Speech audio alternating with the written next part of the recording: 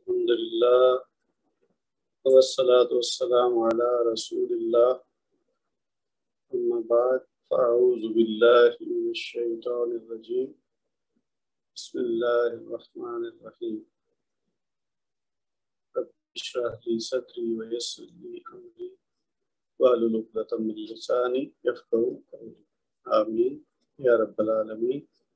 السلام علیکم ورحمۃ اللہ وبرکاتہ۔ آج ہمارا اگلا لیسن ہے منصوبات کے بارے میں، اور منصوبات ہے جمع منصوب کی، اور منصوب اس کلمہ کو کہتے ہیں جس پہ نصب ہو۔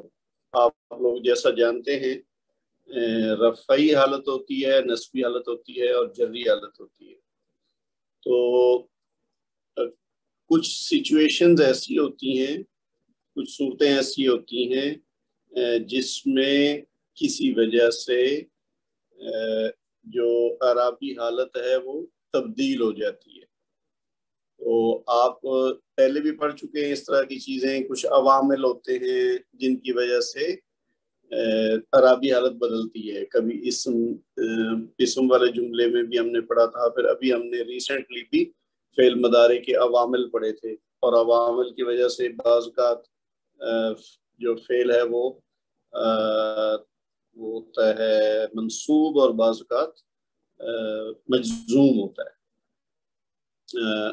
تو اس صورت میں یہ تھا کہ کوئی عامل ہوتا تھا اس جملے میں، تو اس کی وجہ سے وہ اعرابی حالت بدلتی تھی۔ آج جو ہم پڑھیں گے نا، اس میں کچھ مفعول ایسے ہوتے ہیں، یا کہہ لیں کہ جو ہے نا کچھ سچویشن ایسی ہوتی ہے جس کی وجہ سے جو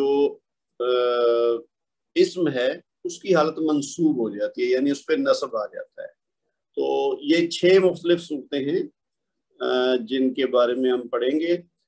آج کا جو لیسن ہے اس کا حصہ اول ہے، اور پھر حصہ دوم اگلی کلاس میں ہم انشاءاللہ کور کریں گے۔ تو 6 میں سے 4 آج والے لیسن میں ہیں، اور 2 جو باقی رہ جائیں گے وہ نیکسٹ کلاس میں کریں گے ہم انشاءاللہ۔ تو ہم اگر اس کو سٹارٹ سے دیکھیں تو منصوبات کے بارے میں کیا ہے کہ جملہ فعلیہ میں فعل فاعل کے بعد آنے والا اسم، یعنی آپ جانتے ہیں ایک جملہ اسمیہ ہوتا ہے، ایک جملہ فعلیہ ہوتا ہے۔ بنیادی فرق کیا ہے؟ جملہ اسمیہ اسم سے شروع ہوتا ہے، جملہ فعلیہ فعل سے شروع ہوتا ہے۔ یعنی ایون اگر فعل موجود بھی ہو، کچھ تو صورتیں ایسی ہوتی ہیں نا کہ جملہ مکمل اسمیہ ہوتا ہے، اس میں فعل ہوتا ہی نہیں، لیکن اگر فعل کے استعمال یعنی برب ہو بھی فعل اس میں جملے میں، لیکن اگر وہ شروع اسم سے ہو رہا ہے تو وہ جملہ اسمیہ ہی کہلائے گا، اور اگر جملہ فعل سے شروع ہو رہا ہے، برب سے شروع ہو رہا ہے، تو پھر وہ جملہ فعلیہ کہلائے گا۔ تو ہم بات کر رہے ہیں جملہ فعلیہ کی، یعنی جملہ فعلیہ کے اندر فعل اور فاعل، فعل فاعل جملہ فعلیہ کے اندر جب ہوں، اور ان کے بعد میں آنے والا اسم مندرجہ ذیل 6 صورتوں میں منصوب، یعنی اس پر نصب آئے گی۔ اب وہ کون کون سے ہیں؟ پہلے نمبر پہ ہے مفعول بہی، پھر مفعول فی، پھر مفعول لہو، پھر مفعول مطلق، پھر تمییز، اور پھر ہے حال۔ تو یہ 6 قسم کے منصوب ہیں۔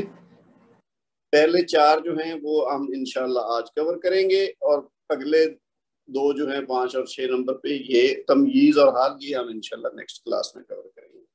اب ہم 1 بائی 1 ان کا جائزہ لیتے ہیں، اور وہ کیا ہے کہ سب سے پہلے جیسا ہم نے بات کی مفعول بہی۔ اچھا، مفعول بہی وہی ہے جس کو سمپلی مفعول بھی کہہ سکتے ہیں، جو نارملی ہوتا ہے، جس پہ عمل ہو رہا ہوتا ہے، وہ والا اسم جو استعمال ہوتا ہے تو اس کو مفعول بہی کہتے ہیں۔ ٹھیک ہے، یہ وہ اسم ہے جس پر فعل کا اثر پڑے، یہ والا، تو یہ منصوب ہوتا ہے۔ یہ ہم پہلے بھی پڑھ چکے ہیں، جملے ہم نے بنائے تھے، جب مفعول جو آتا ہے تو اس پہ نصب آ جاتا ہے۔ یعنی فرض کیا قرآن ہے تو قرآن ہو جائے گا، اگر پڑھا جا رہا ہے قرآن تو اس کے طور پر مفعول ہو گیا۔ اسی طرح کہا جائے کہ فلاں نے کھانا کھایا. اب جو کھانا ہے اس کو کھایا جا رہا ہے, اس پہ عمل ہو رہا ہے, تو وہ تعامن کی بجائے تعامن ہو جائے گا. تو یہ ہم پہلے بھی جملوں میں استعمال ان کا کر چکے ہیں, ایون پچھلے جو لیسن تھا اس میں جو جملے تھے اس میں بھی تھا یہ چیز. آج چونکہ ہم خاص طور پہ منصوبات کی بات کر رہے ہیں تو مفعول بہی کی آپ یہ مثالیں اگر دیکھیں گے تو اور واضح ہوگا. نمبر 1 پہ ہے جیسے قرأ. اب قرأ یہ ہے فعل ماضی, قرأ فعل ہوا, فعل ماضی, اس نے پڑھا. الطالب یہ فاعل ہے, قرأ الطالب یعنی طالب علم نے پڑھا, اور القرآن یہ ہے مفعول. تو فعل فاعل اس کے بعد جو آنے والا اسم ہے یعنی مفعول بہی, تو اس پہ یہ جو نون کے اوپر آپ کو زبر نظر آ رہی ہے, فتح نظر آ رہی ہے, یہ ہے کہ القرآنوں کی بجائے القرآن آیا ہے. تو یہ کیا ہوا, یہ منصوب ہو گیا. ٹھیک ہے, منصوب کا سمپلی مطلب کیا ہے کہ وہ نصبی حالت میں ہوگا. اب اگر ویسے بنیادی طور پر دیکھیں تو یہ ہے قرآن, اور معرفہ حالت میں اگر اس کو لے لیں تو القرآن, نون کے اوپر دمہ یعنی پیش ہے. تو یہ مفعول کے طور پر آنے کی وجہ سے القرآن نون کے اوپر زبر آ گیا. دوسری مثال دیکھیے, فتح یہ فعل ہو گیا, پھر التاجر یہ فاعل ہو گیا, اور الدکان یہ ہے مفعول. تو فتح کا مطلب کھولنا, تاجر تو وہی ہے جو اردو میں بھی ہم استعمال کرتے ہیں, اور دکان بھی ہم اردو میں استعمال کرتے ہیں, یہ عربی میں بھی لفظ ہے. ٹھیک ہے, تو کیا ہوا, تاجر نے دکان کھولی. ٹھیک ہے, تو تاجر نے دکان کھولی, کھولنے کا عمل ہے یعنی فعل ہے, اور کس چیز کو کھولا ہے, وہ دکان ہے. تو مفعول کیا ہوا, دکان. تو دکان اس لیے نون کے اوپر زبر ہے, یہ یعنی مفتوح ہے یعنی منصوب ہے, الدکان. پھر اگلی مثال دیکھیے, شریبہ فعل ہو گیا, الاستاذ یہ فاعل ہو گیا, اور القہوۃ یہ مفعول ہے. تو شریبہ الاستاذ, استاد نے پیا, کیا پیا, قہوہ. تو قہوہ تن کی بجائے القہوہ ہوا پہلے, تو القہوۃ اس کو معرفہ کر دیا, اور پھر تا کے اوپر زبر جو لگی ہوئی ہے یہ اس وجہ سے کیونکہ یہ مفعول ہے, ورنہ یہ مفعول نہ ہوتا تو پھر اسم کے طور پر القہوۃ ہوتا. تو استاد نے قہوہ پیا, تو القہوۃ. اگلی مثال کیا ہے, کسرا فعل, الطفل فاعل, القلم مفعول بہی. بچے نے قلم توڑا, کسرا توڑا, الطفل کس نے توڑا ہے, فاعل کون ہے, الطفل بچہ. تو اس نے کیا چیز توڑی ہے, وہ مفعول بہی. القلم قلم کو بچے نے توڑ دیا ہے, تو وہ القلم میم کے اوپر زبر. اب یہ دیکھ رہے, القرآن, الدکان, القہوۃ, القلم. اگلی 2 مثالیں بھی ہیں, کتبہ فعل ہو گیا لکھنے کا, المدرس فاعل ہو گیا, اور الدرس یہ مفعول ہو گیا. تو آپ کمپیئر کر سکتے ہیں فاعل اور مفعول کو.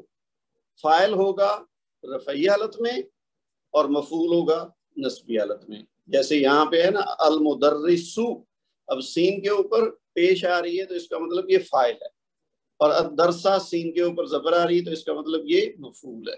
تو مدرس نے درس کو لکھا. ٹھیک ہے, کس کو لکھا ہے, وہ درس ہے. تو درس اس لیے منصوب ہے کیونکہ یہ مفعول ہے. پھر آخری مثال اس کی کیا ہے, سآلا اس نے سوال کیا یعنی فعل, اور التلمیذ شاگرد یا اسٹوڈنٹ یہ مفعول یہ فاعل ہے کیونکہ یہ رفعی حالت میں ہے. اور الاستاذ اب یہ کیا ہوا, یہ مفعول ہے اس لیے یہ نصبی حالت میں. سآلا التلمیذ الاستاذ, شاگرد نے سوال کیا استاد سے. ٹھیک ہے, تو منصوب کیوں ہے یہ, کیونکہ یہ مفعول بہی ہے. اب فرض کیا کہ اسی جملے کو ایون ہم ترتیب بھی نہ بدلیں, تو میں اگر کہہ دوں سآلا التلمیذ الاستاذ, ویسے تو نارملی فاعل پہلے آتا ہے اور مفعول بعد میں آتا ہے, لیکن ایون اگر یہاں پہ میں صرف ان کی جو اعرابی حالت ہے بدل دوں, اسی ترتیب میں رہنے دوں, تو پھر بھی مطلب ہوگا کہ استاد نے شاگرد سے سوال کیا. کیوں, کیونکہ الاستاذو اگر کر دیں تو وہ فاعل بن جائے گا، اور التلمیذہ کر دیں تو وہ مفعول بن جائے گا، لیکن دیے گئے جملے میں التلمیذو یہ فاعل ہے کیونکہ یہ رفعی حالت میں ہے، زال کے اوپر دمہ ہے، اور الاستاذو کی بجائے الاستاذہ ہے، یہاں زال کے اوپر فتح ہے، تو اس کا مطلب یہ مفعول ہے، اس پہ کام ہو رہا ہے، اور کام کرنے والا کون ہے؟ التلمیذو۔ تو ان مثالوں سے کیا پتا چلا کہ جو مفعول بھی ہوتا ہے وہ منصوب ہوتا ہے۔ اچھا آگے اگر ہم دیکھیں، اسی ابھی ٹاپک کی بات ہو رہی ہے مفعول بھی کی، تو اس میں بعض اوقات جملے میں ایک سے زیادہ مفعول بھی آتے ہیں۔ اب ابھی ہم نے سمپل تو 6 مثالیں دیکھ لی، لیکن بعض اوقات ہوتا ہے نا کہ بات لمبی ہوتی ہے، اس کے اندر ایک سے زیادہ مفعول بھی آ سکتے ہیں، تو اس صورت میں جتنے مفعول بھی ہوں گے سب کے اوپر فتح ہوگی، یعنی وہ منصوب ہوں گے۔ مثلا پہلی مثال دیکھیے، جیسے شاریبہ فعل ہو گیا، پینے کا عمل، الولدو دال کے اوپر جو پیش ہے یہ ظاہر کر رہی ہے کہ یہ فاعل ہے، شاریبہ الولدو لڑکے نے پیا، کیا پیا؟ الماء والقہوۃ۔ اب یہاں یعنی دو چیزیں ہیں، تو دونوں مفعول ہیں کیونکہ پینے کا عمل پانی پہ بھی ہو رہا ہے اور قہوہ پہ بھی ہو رہا ہے، تو لہٰذا یہ دو ہو گئی۔ یہ بیچ میں جو واو ہے یہ عطف کہتے ہیں اس کو، یعنی یہ جس طرح ہم اردو میں اور لگاتے ہیں یا انگلش میں اینڈ لگاتے ہیں، تو یہ وہی ہم کہیں گے لڑکے نے پانی اور قہوہ پیا۔ تو یہاں پہ کیا مقصود ہے کہ اگر ایک سے زیادہ مفعول بھی ہیں تو وہ ان کے ساتھ سب کے ساتھ یہی سلوک ہوگا کہ وہ نسبی حالت میں آئیں گے۔ پھر دوسری مثال دیکھیے، کسرا الطفل الغزازہ والقلم۔ کسرا تو وہی ہو گیا فعل، الطفل فاعل ہو گیا، اور مفعول ایک الغزاز اور دوسرا القلم۔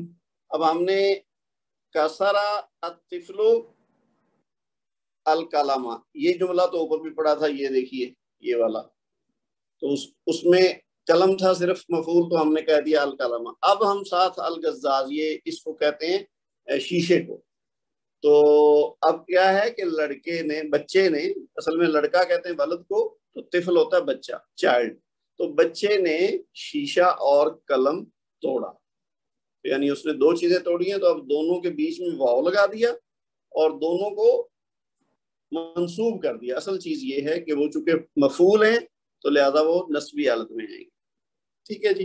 اب جب ایک سے زیادہ ہوں تو ہم کیا کہتے ہیں؟ پہلے والے کو مفعول بہ الاول کہہ دیتے ہیں اور دوسرے والے کو مفعول بہ الثانی کہہ دیتے ہیں، ٹھیک ہے جی۔ ان ٹرم سے ہم واقف ہیں، اردو میں بھی ہم اول اور ثانی بات کہتے ہیں نا، کہ پہلا اور دوسرا۔ اچھا جی، اس کے بعد اس کی مزید مثالیں دیکھیے کہ کتب المعلم الدرس والرسالہ۔ اب یہاں یہ مفعول بہ اول ہو گیا، یہ مفعول بہ ثانی ہو گیا۔ استاد نے سبق اور خط لکھا یا لکھے، کتبہ ہو گیا فعل، معلم ہو گیا فاعل، اور دو مفعول بھی ہیں، درس اور رسالہ، ٹھیک ہے جی۔ اور اگلی مثال کیا ہے؟ وَاتَّخَذَ اللَّهُ إِبْرَاهِيمَ خَلِيلًا، یہ قرآن پاک سے مثال ہے۔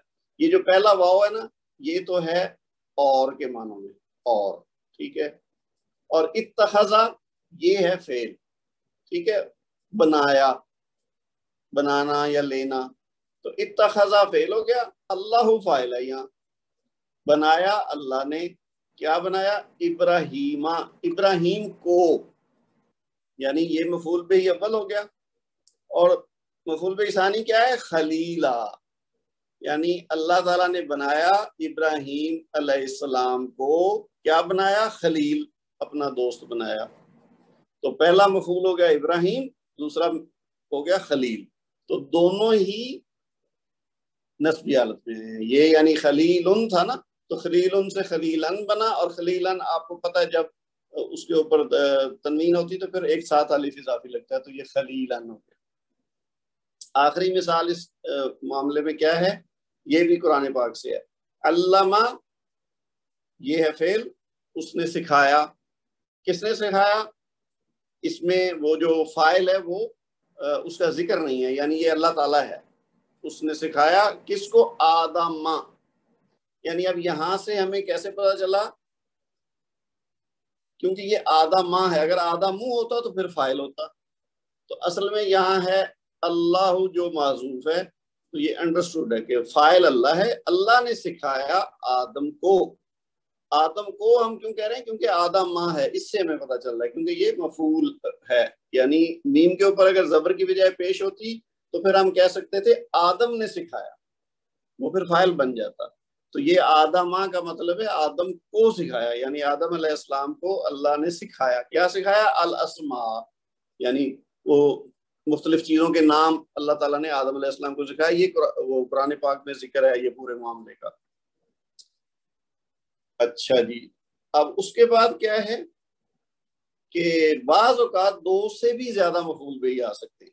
تو یہ یعنی جیسے ابھی ہم نے دو کی بات کی ہے، اسی طرح اگر تین ہوں، چار ہوں، پانچ ہوں، جتنی بھی لمبی بات کر لیں، مثلا ایک بندہ اپنے پورے دن کی کاروائی سناتا ہے، وہ بتاتا ہے کہ جی میں نے یہ کیا یہ کیا یہ کیا، ہو سکتا ہے وہ 10 چیزیں 10 کام بتا دے تو وہ 10 مفعول ہو گئے. تو یہاں یہ مثال آپ دیکھ لیں کہ جیسے ہے آتینا موسیٰ الکتاب والفرقان.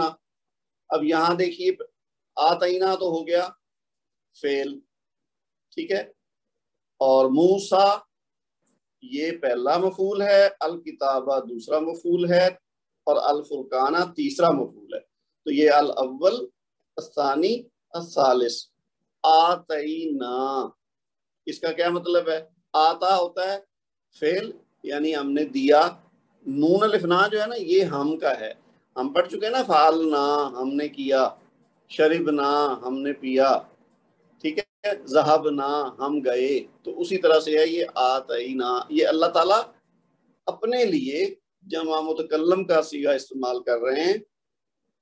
اور اللہ تعالیٰ نے فرمایا کہ آتینا موسیٰ، ہم نے دیا موسیٰ کو، کیا دیا؟ الکتاب والفرقان، کتاب اور فرقان. تو یہاں کیا ہے؟ 3 مفعول بہی ہو گئے. اچھا، ایک اور شکل کیا ہو سکتی ہے مفعول بہی کی؟ وہ یہاں دیکھیے کہ جیسے مندرجہ ذیل مفعول بہی ضمیر کی شکل میں ہے. ضمائر ہم پڑھ چکے ہیں، ٹھیک ہے، جیسے انگلش میں ہم کہتے ہیں نا ہم، ہر، می، دیم. تو یہ والے اردو میں ہم کہتے ہیں اس، ان، ٹھیک ہے نا، بجائے نام لگانے کے اس کی جگہ ضمیر لگ جاتی ہے. تو عربی میں ہم پڑھ چکے ہیں کہ یہ ضمیر کیسے ساتھ، کچھ ضمیر متصل ہوتے ہیں کچھ منفصل ہوتے ہیں. یہ تفصیل ہم اس میں اسم والے حصے میں پڑھ چکے ہیں.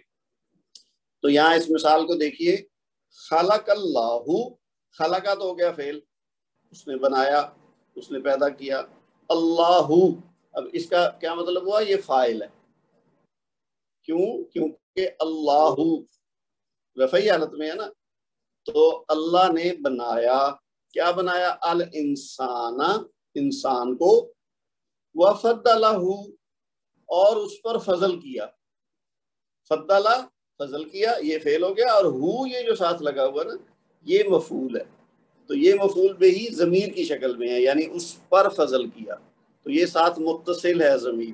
تو یعنی ضمیر کی شکل میں بھی مفعول بہی ہو سکتا ہے. قرآن پاک میں جگہ جگہ یہ استعمال ہوا ہے، کبھی ہو، کبھی ہا، کبھی ہم، تو کبھی کم، ٹھیک ہے. تو یہ سارے مفعول بہی ہوتے ہیں جو ساتھ جڑے ہوئے ہوتے ہیں فعل کے ساتھ. تو وہ عام طور پہ مفعول بہی ہوتا ہے جو فعل کے ساتھ جڑ کے ضمیر لگی ہو.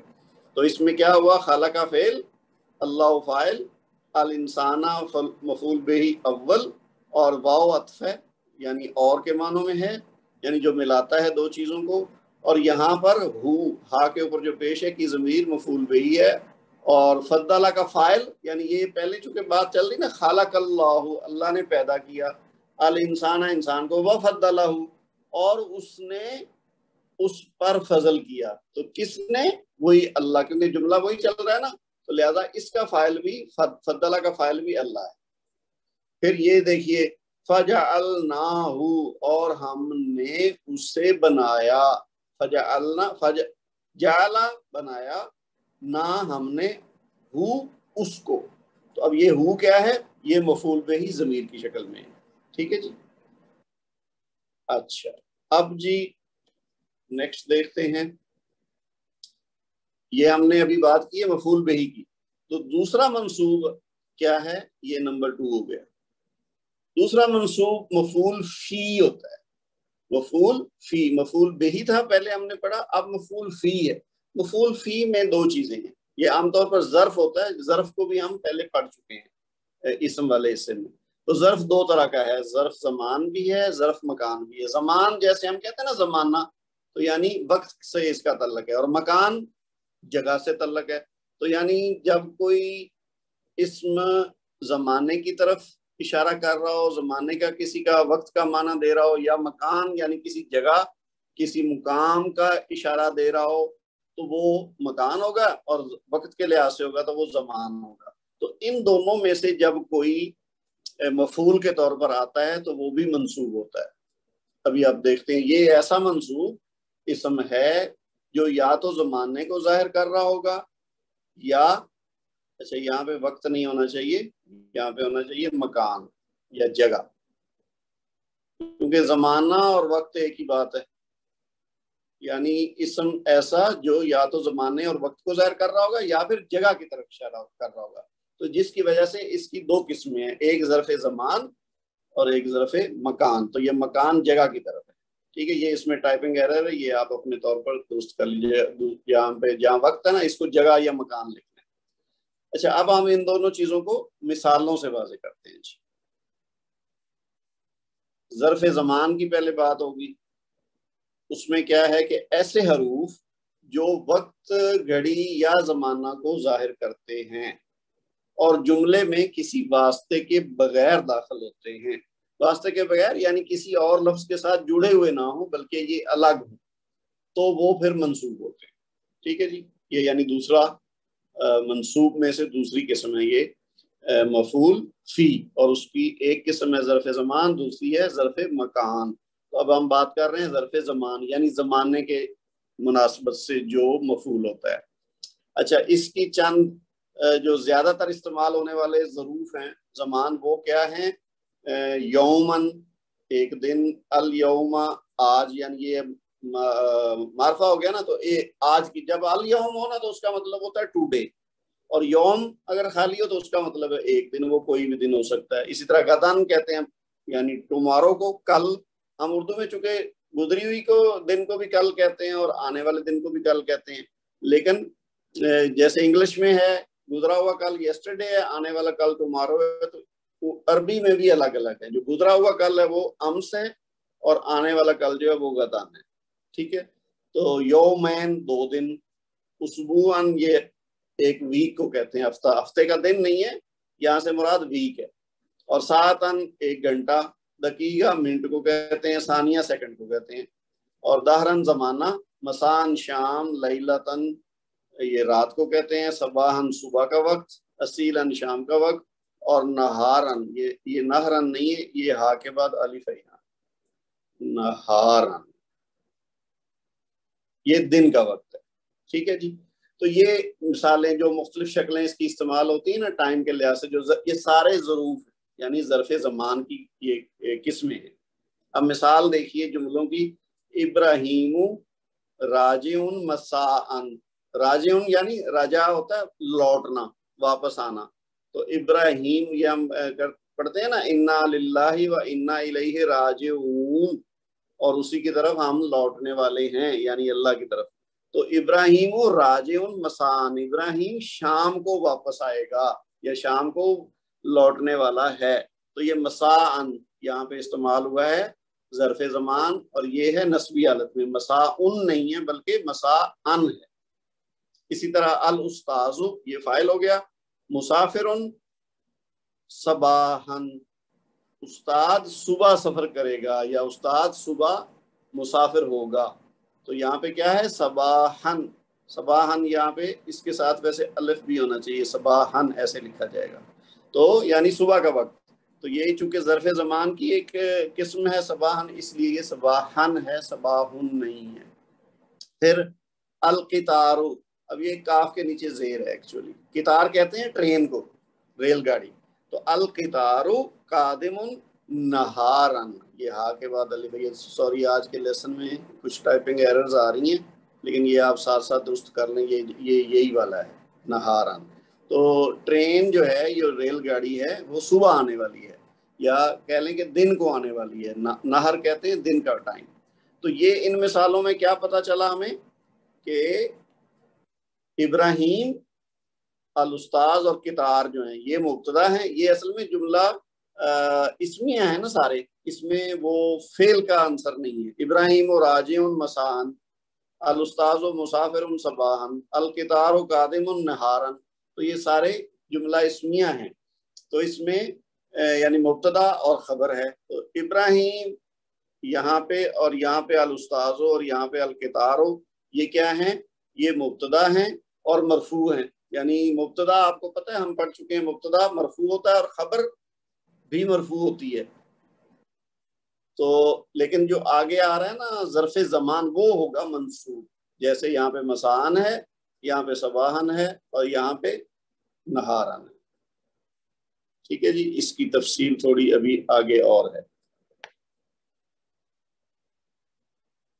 یہ دیکھیے راجعون، مسافرون، قادمون، یہ سب خبر ہیں اور یہ بھی خبر کی اصول کے مطابق مرفوع ہیں. ٹھیک ہے نا، راجعون، مسافرون، قادمون. اور آخر میں مساءن، صباحن، نہارن جو ہے یہ سب ظرف زمان ہے اور اسی لیے یہ منصوب ہے. اچھا جی، اب آپ آگے دیکھیے ظرف مکان. ہم نے ظرف زمان کی بات کر لی، یعنی جس کا زمانے سے، وقت سے، کسی خاص گھڑی سے تعلق ہو وہ ظرف زمان ہے. ظرف مکان جس کا کسی جگہ سے تعلق ہو، تو وہ ایسا اسم جو خبر واقع ہونے کی جگہ کی طرف اشارہ کرے، جگہ، وہ منصوب ہوتا ہے.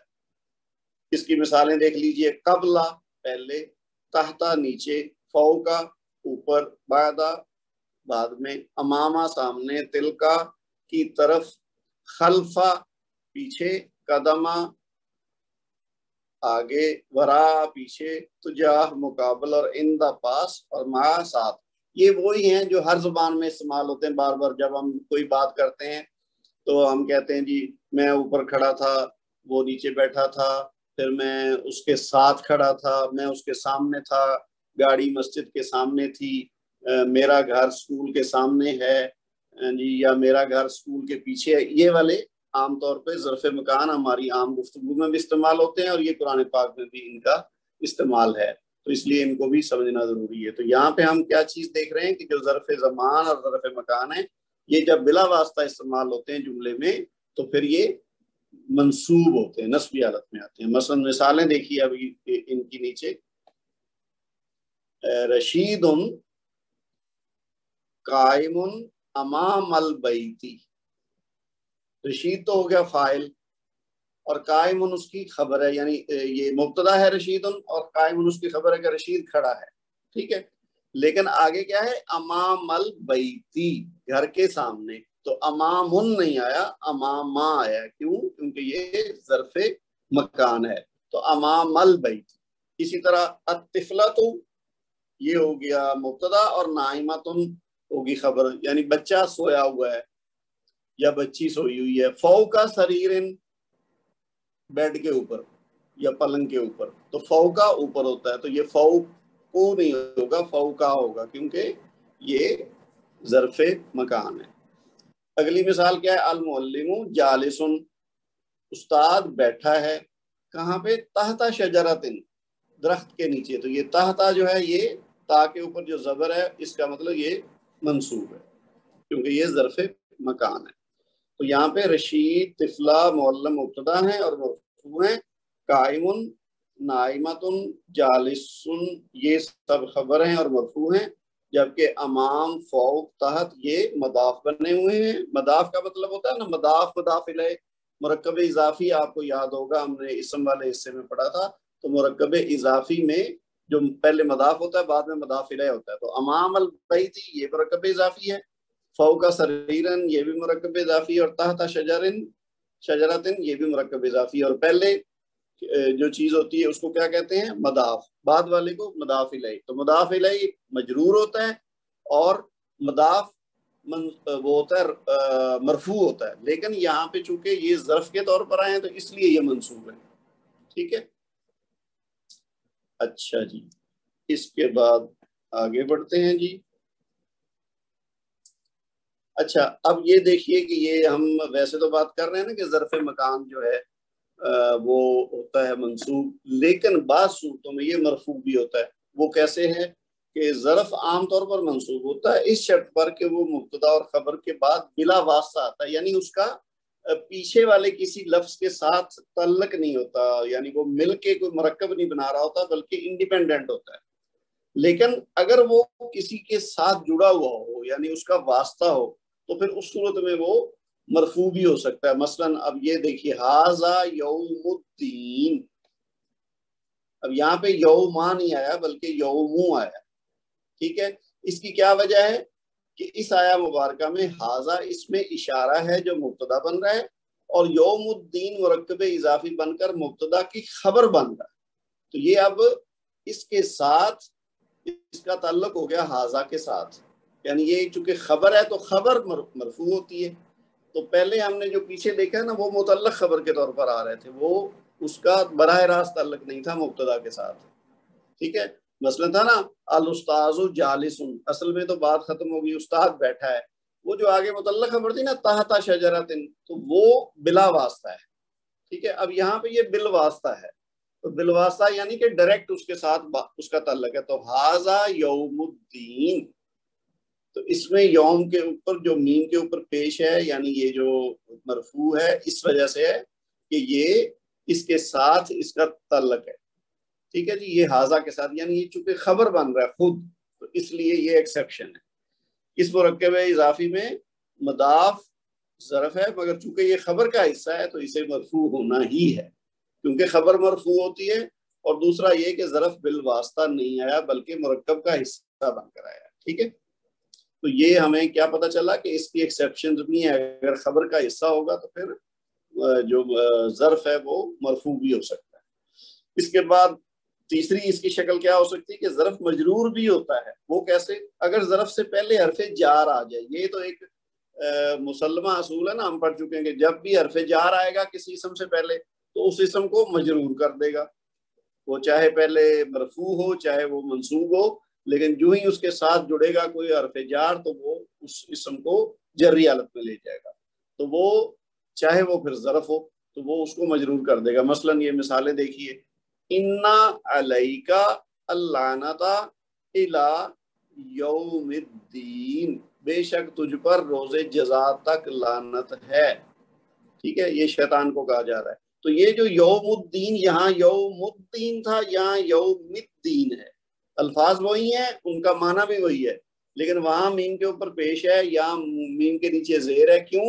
یہاں پہ یہ الا جو آیا ہے نا اس نے ایکچولی یوموں کو یومی کر دیا ہے، تو جب بھی کوئی حرف جار آتا ہے تو وہ آگے والے اپنے اسم کو مجرور کر دیتا ہے۔ یہ ہم پہلے بہت زیادہ پریکٹس اس کی کر چکے ہیں اسم والے حصے میں۔ اسی طرح وَيَأْتِيهِ الْمَوْتُ مِنْ كُلِّ مَكَانٍ، اب یہ جو کلی ہے نا اور مکان، یہ کیوں مجرور ہے؟ یہ من کی وجہ سے، اصل میں من نہ ہوتا تو پھر کلو مکان ہوتا، تو یہ جو کلی ہے یہ من کی وجہ سے ہوگا، ٹھیک ہے جی۔ تو یہاں الا حرف جار ہے اور یہاں من حرف جار ہے، تو اس نے ایکچولی اس کو مجرور کر دیا ہے۔ تو ہم نے کیا سیکھا کہ ظرف مکان ہو یا ظرف زمان ہو، وہ اگر بلا واسطہ ہوں کسی جملے میں، ان کو متعلق خبر جیسے ہوتا ہے اس طرح آئیں، تو پھر ویسے تو نارملی وہ منصوب ہوں گے، لیکن جو ایکسیپشنز ہیں وہ کیا ہیں کہ اگر وہ خبر کا حصہ ہو ظرف مکان تو پھر وہ مرفوع ہوگا، اور اسی طرح اگر اس سے پہلے حرف جار ہو تو پھر وہ مجرور ہوگا۔ اچھا، اس سلسلے میں خاص پوائنٹس کیا ہیں کہ جو اب تک ہم نے پڑھا ہے اس کا خلاصہ، یعنی یہ 3 پوائنٹ ہیں ظرف کے حوالے سے، کہ اگر ظرف بطور مبتدا یا خبر آئے تو مرفوع ہوگا، جب ظرف کسی جملے میں بالواسطہ آئے تو منصوب ہوگا، اور اگر ظرف سے پہلے حرف جار آئے تو ظرف مجرور ہوگا۔ یہ تینوں شکلیں ڈیفرنٹ ہوں گی جو ابھی میں نے پہلے بھی بتائی ہیں۔ اب یہ 2 چیزیں ہم نے کر لی ہیں، منصوبات ٹوٹل ہم نے 6 پڑھنے ہیں، جن میں سے 2 ہو گئے، 2 آج کے لیسن میں ہم اور پڑھیں گے۔ وہ کیا کیا ہیں؟ تیسرا منصوب کیا ہے جی؟ مفعول لہو، اور اس کو مفعول لاجلہ ہی بھی کہتے ہیں، لأجلہ، یہ جیم کے بعد جو حمزہ ہے نا یہ صحیح نہیں ہے، اس کو نکال دیں، یہ ہے لأجلہ۔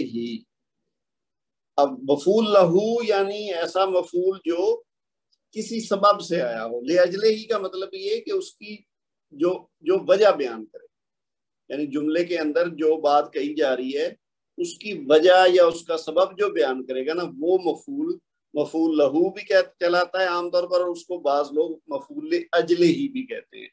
تو یہ تیسرا منصوب ہے۔ اچھا، یہ مفعول ایسا اس میں نکرہ ہے جو فعل کے ہونے کا سبب اور غرض بیان کرتا ہے اور جملہ میں بلا واسطہ آتا ہے۔ مثال دیکھیے، اکلتو الطعام ہنیئن مریئن۔ اکلتو تو ہو گیا فعل کہ میں نے کھایا، ٹھیک ہے نا، فعلتو، ذہبتو، کتبتو، اکلتو، میں نے کھایا، یہ واحد متکلم کی بات ہوگی۔ کیا کھایا؟ الطعام، کھانا۔ تو یہ الطعام میم کے اوپر زبر ہے نا، کیونکہ یہ مفعول بہ ہے، یہاں پہ مفعول بہ وہ جو ہم نے پہلا منصوب پڑھا ہے۔ تو اکلتو الطعام، میں نے کھانا کھایا۔ ویسے تو جملہ یہاں تک پورا ہو گیا، لیکن یہ جو ہنیئن مریئن ہے، یہ یعنی مزے لے لے کر، خوشی سے، تو یہ جو اس کا سبب بیان ہو رہا ہے نا، تو اس لیے یہ بھی اس کی حالت جو ہے نا وہ نصبی ہے، ٹھیک ہے۔ تو یہ مفعول لہو ہے۔ اور مثالیں آگے دیکھتے ہیں۔ قمتو امام الاستاذ مؤدبا، قمتو کا مطلب میں کھڑا ہوا، یہ وہی جیسے اکلتو تھا نا، اسی طرح قمتو امام الاستاذ۔ یہ اب امامہ کیا ہے؟ یہ وہ ہے جو ہم نے پچھلا دو نمبر پہ منصوب پڑھا ہے نا، وہ ہے، یہ ہے ظرف مکان، امامہ، اس لیے میم کے اوپر زبر آیا۔ تو الاستاذی، یہ چونکہ امامہ ہے مضاف اور الاستاذ ہے مضاف الیہ، تو اس لیے یہ مجرور آیا، مرکب اضافی بن گیا نا یہ والا حصہ، امام الاستاذی، استاد کے سامنے۔ قمتو امام الاستاذ، میں کھڑا ہوا استاد کے سامنے، مؤدباً، یہ اس کی وجہ بیان ہو رہی ہے کہ میں استاد کے سامنے کیوں کھڑا ہوا، احترام میں، ادب میں۔ تو یہ جو مؤدباً ہے نا، یہ با کے اوپر جو دو پیش ہیں، دو یعنی زبر ہیں جو پیش نہیں ہے، اصل میں کیا تھا؟ مؤدبن، جو بنیادی طور پر لفظ تو ہے نا مؤدبن، تو مؤدبن سے مؤدباً جو ہوا ہے اس کی وجہ یہی ہے کہ یہ مفعول لہو ہے۔ پھر اگلی مثال دیکھیے، فاطمہ تو جالستن، یہ اب مبتدا ہوا، یہ خبر ہوگی، فاطمہ بیٹھی ہے، کیوں بیٹھی ہے؟ حیا کے سبب، ٹھیک ہے، وہ یعنی بیٹھی ہے، اس کا سبب کیا ہے؟ حیا کی وجہ سے، شرم کی وجہ سے وہ بیٹھی ہوئی ہے۔ تو یہ حیا ان جو منصوب ہے وہ اس لیے کہ یہ مفعول لہو ہے۔ اچھا، قرآن پاک سے مثالیں ہیں، یدعون ربہم خوفا و طمعا، یدعون یعنی دعا کرنا، ہم کہتے ہیں نا دعا، یہ وہی فعل ہے، یدعون یہ فعل ہو گیا، وہ دعا کرتے ہیں، وہ پکارتے ہیں، ربہم اپنے رب کو۔ تو ربہ آپ دیکھ لیجئے، بنیادی طور پر اگر اصل شکل دیکھی جائے تو ہونا چاہیے ربہم، ان کا رب، لیکن ربہم کیوں ہے؟ کیونکہ یہ مفعول ہے، اللہ تعالیٰ سے مانگا جا رہا ہے، یعنی وہ اپنے رب سے دعا کرتے ہیں، کیا کرتے ہیں؟ خوفاً و طمعاً، یہ یعنی خوف اور یعنی امید کہہ لیں، تمام اردو میں بھی استعمال کرتے ہیں، ویسے تو وہ لالچ کے معنوں میں ہوتا ہے، لیکن یہاں یعنی امید کے معنوں میں ہے۔ تو وہ کس سبب سے دعا مانگتے ہیں، اللہ تعالیٰ کو پکارتے ہیں؟ خوف کی وجہ سے اور امید کی وجہ سے۔ تو یہ جو خوفاً اور طمعاً، یہ دونوں منصوب ہیں، اس لیے کہ یہ اس فعل کا سبب بیان کر رہے ہیں، یعنی مفعول لہو ہے، ٹھیک ہے جی۔ اچھا، آگے کیا ہے جی؟ اعینہم تفیض من الدم حزنا، ان کی آنکھوں سے آنسو رواں تھے رنج کے سبب۔ تو یہاں جو ہے نا، اعینہم تفیض من الدم، یہ اعینہم تو ہو گیا مبتدا، ان کی آنکھیں، اور تفیض من الدم یہ ہوگی خبر، اور حزنا مفعول لہو، ان کی آنکھیں رواں تھیں آنسوؤں سے، کس وجہ سے؟ رنج کے سبب، حزن کہتے ہیں رنج، دکھ کی وجہ سے۔ تو یہ حزنن منصوب اس لیے کہ یہ اس فعل کا سبب بیان ہو رہا ہے اس میں، اس لیے یہ مفعول لہو یا مفعول لاجلہ۔ تو یہ ہو گیا 3 منصوب۔ اب چوتھا منصوب کیا ہے؟ مفعول مطلق۔ اس کو مفعول مطلق عام طور پر کہتے ہیں اور مفعول مصدر بھی کہتے ہیں، تو عام نام اس کا مفعول مطلق ہی۔ تو مفعول مطلق وہ منصوب ہے، اور یہ اس میں نکرہ کی شکل میں ہوتا ہے، جو خبر کی تاکید کے لیے استعمال ہوتا ہے۔ اچھا، تاکید کی بات ہم کئی دفعہ کر چکے ہیں، جیسے جملہ اسمیہ میں تاکید پیدا کرنے کے لیے ہم کچھ الفاظ استعمال کرتے ہیں اضافی۔ ابھی ہم نے ریسنٹلی جملہ جو فعلیہ ہو اور ہو وہ مدارے کی شکل میں، تو اس میں ہم نے تاکید پیدا کرنے کے لیے طریقہ سیکھا کہ کیا کیا اس میں تبدیلی لائیں تو اس میں تاکید پیدا ہوتی ہے۔ تو اب یہ جو مفعول ہوگا اس میں تاکید پیدا کرنے کے لیے اگر آگے اس میں نکرہ آئے تو وہ کیا ہوتا ہے؟ منصوب ہوتا ہے، نصبی حالت میں ہوتا ہے۔ اچھا، یہ ایک تو ہے نا اس میں تاکید پیدا کرنا، اور بعض اوقات یہ اس کی حالت بھی بیان کر رہا ہوتا ہے تو پھر بھی مفعول مطلق ہی ہوگا، اور بعض اوقات تعداد کو ظاہر کر رہا ہوتا ہے کہ وہ عمل کتنی بار ہو رہا ہے، ایک بار ہو رہا ہے یا زیادہ بار ہو رہا ہے، تو وہ جو تعداد بیان کرنے کے لیے اسم استعمال ہوتا ہے وہ بھی مفعول مطلق ہی کہلاتا ہے۔ اور یہ ان تینوں میں سے کسی بھی وجہ سے آئے وہ ہوگا منصوب۔ اصل بات تو یہ ہے کہ یہ منصوب ہوگا مفعول۔ مثال کے طور پر الخادم خائف، ملازم خوف زدہ ہے، ڈرا ہوا ہے۔ کیوں؟ خوفن۔ اب یہ جو خوفن ہے نا، اچھا عام طور پر جو مفعول مطلق ہے یہ 99% جو فعل ہوگا نا اسی میں سے لفظ جو اسی یعنی روٹ ورڈ سے ہوگا، تو وہ آپ کو پہچان ایک یہ بھی ہے کہ جیسے ہے نا خائفن کے ساتھ خوفن، اور نیچے دیکھ لیجیے شاربن سے شربتن، تو یعنی اسی جو روٹ ورڈ ہے اسی سے وہ نکلے گا، تو یہ مفعول مطلق ہوگا۔ تو یعنی خوفن جو آخر میں دیا گیا نا، اس کا مطلب یہ تاکید پیدا ہو رہی ہے، اس میں زور پیدا ہو رہا ہے کہ خادم بہت ڈرا ہوا ہے۔ اسی طرح جو اگلی مثال ہے نا المرید شارب شربتن، یہ اب تعداد کی بات ہو رہی ہے کہ کتنی بار وہ پیے گا۔ تو مریض جو ہے وہ ایک مرتبہ پینے والا ہے، یعنی جیسے کوئی دوائی ہوتی ہے، کوئی سیرپ ہوتا ہے تو اس کو کہا جاتا ہے کہ کتنی دفعہ پینا ہے، 1 بار پینا ہے، 2 بار پینا ہے، 3 بار پینا ہے، یا پانی ہے، کوئی شربت ہے، کوئی جوس ہے، تو اس کی تعداد کے لیے یہ شربتن کا مطلب ہے 1 دفعہ۔ تو یہ شربتن اور خوفن یہ دونوں جو ہیں یہ اس لیے ہیں منصوب کیونکہ یہ مفعول مطلق ہے۔ ٹھیک ہے۔ اچھا، قرآن پاک سے کچھ مثالیں دی گئی ہیں مفعول مطلق کی۔ یہ دیکھیے مثلا پہلے نمبر پہ ہے لا تبذروا تبذیرا۔